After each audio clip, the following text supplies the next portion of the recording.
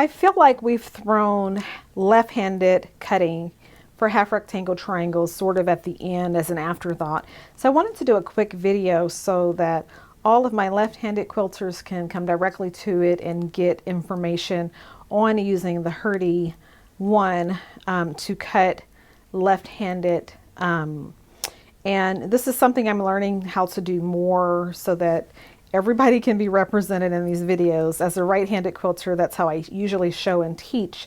So I'm learning to incorporate this, so bear with me as I sort of learn how to teach this to you. Okay, so the HuRTy, we already have our strip pre-cut. We are going to do finished dimensions of 4x8, and so this is a 9-inch strip. You'll see all that information inside of the half rectangle, the HuRTy book, a little booklet that comes with the HuRTy, and you can also download this online.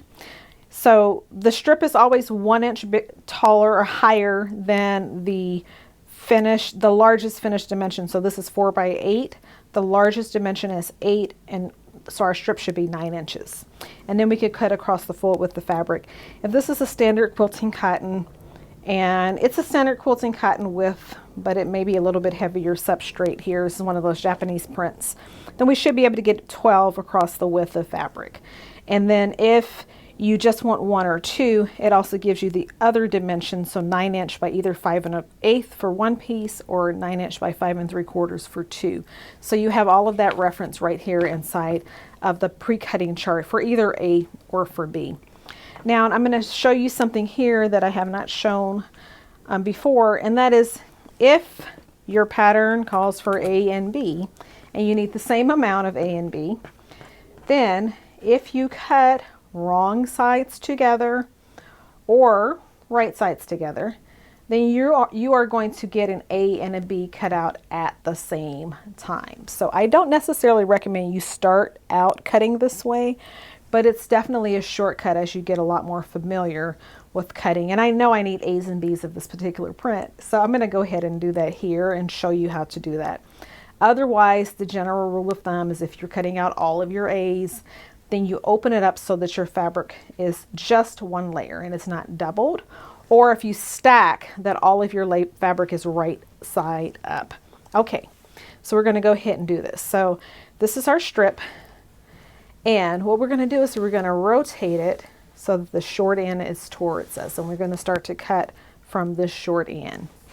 Now we look at our HuRTy. We want to find our A start at the top of the HuRTy. And it's actually going to be on the back of the HuRTy. So some of your words are going to be backwards and you're not going to be able to read it. We're just looking for A start right here at the top. So I think you can see that.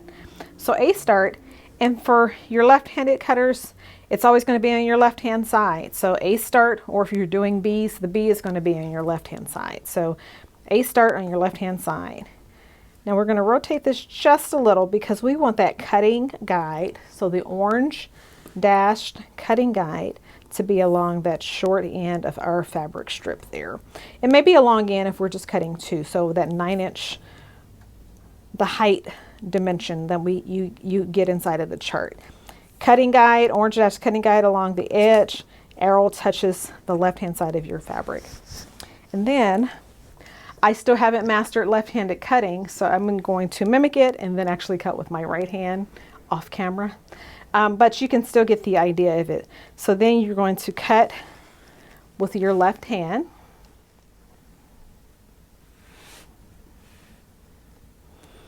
And then now we're flipping left to right. So you flip once, you align that cutting guide again, touch the arrow to the side of your fabric, and then you're going to cut again. So the next thing we're going to do is flip it again.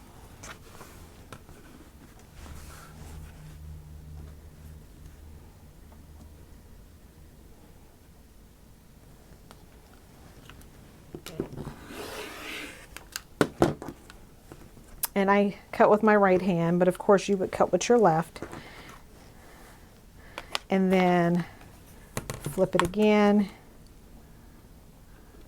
And you would cut with your left. And continue. So flip it left to right all the way across until you've cut the required number of pieces for your quilt. So I hope that was helpful. Hopefully I'll get better at the left-handed demos as time goes along, and maybe I'll even get a chance to start to cut with my left hand as well. But I hope that was helpful. And you're going to do the same. If we're cutting with bees, we would start with our bee start on the left-hand side, align the orange cutting guide with the cut edge of the fabric, touch the arrow to the right side in this case. So basically you're touching the arrow to whatever, like if you're wondering where this is positioned, look at your arrow and slide it over so the arrow can touch your fabric, just like that. And then we would cut with our left hand. We may have to rotate this just a little bit.